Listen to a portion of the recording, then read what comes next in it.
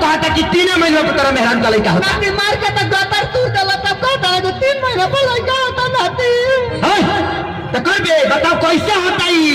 ए नाती तू जानता रह, तू घर नहीं करत पहरा रहता तो तू का जानता रह? हम क्या जानते नहीं तो क्या जानते ही लड़का कहाँ से आई के कर हाँ बोल। ए नाती तू फोन ना करत रहा का? फोन से लड़का होला? फोन से लड़का ना सिम से लड़का हो जाता है, फोन से नहीं का हो।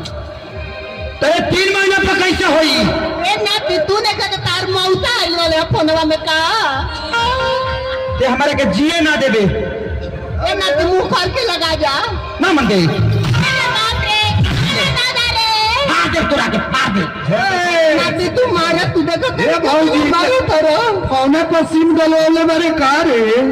बताओ।